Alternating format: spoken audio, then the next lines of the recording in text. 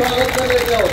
धन्यवाद साहेब, तुम्ही आलात, त्या युगाचा प्रश्न मार्गी लावण्यासाठी तुमची खंत आहे, तुम्ही आलात, आमची भेट दिलात, पाठिंबा दिलात, त्याबद्दल तुमचे अभिनंदन। आणि तुमच्या संघटनेच्या माध्यमातून तुम्ही सरकारकडे तुमचं घराला मांडावं व आमच्या लढाईत तुम्ही यापुढे बी सदैव सहभागी व्हावं, हेच आमची अपेक्षा। दोन शब्द आपण मांडू। सर्वांना नमस्ते।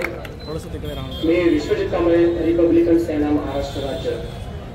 मला आपल्याच युवकांच्या गेले 2 दिवसापूर्वी म्हणजे राहुल कांबळे यांनी माहिती दिली की गेले 1.5 वर्ष ते 1 वर्ष हा तुमचा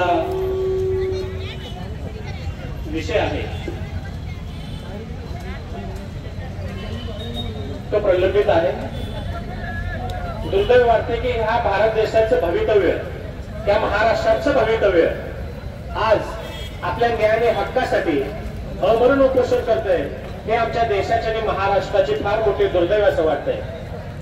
हे बघून मला लोकशाहीर अण्णाभाऊ साठेंचं एक वाक्य आठवतंय की जेव्हा आपला भारत देश स्वतंत्र झाला 15 ऑगस्ट 1947 आणि त्याच्याच दुसऱ्या दिवशी लोकशाहीर अण्णाभाऊ साठेंनी त्या स्वतंत्र भारतात पहिला मोर्चा काढला आणि त्या मोर्चाचं ब्रीद वाक्य होतं, ए आजादी झूठी है, देश की जनता भूखी है।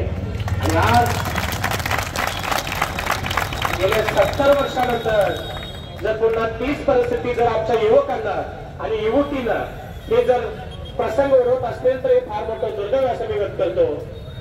आपल्या रिपब्लिकन सेनेचे संस्थापक अध्यक्ष, राष्ट्रीय अध्यक्ष सरसेनानी आनंदराज आंबेडकर साहेब यांच्याशी मी काल बोलून घेतलेला आहे आणि काही दिवसापूर्वीच तुम्ही बघितलं असाल न्यूज चॅनेलवर सन्माननीय आनंदराज आंबेडकर साहेब आणि या महाराष्ट्राचे माजी मुख्यमंत्री व विद्यमान उपमुख्यमंत्री माननीय एकनाथजी शिंदे साहेब यांची युती झालेली आहे।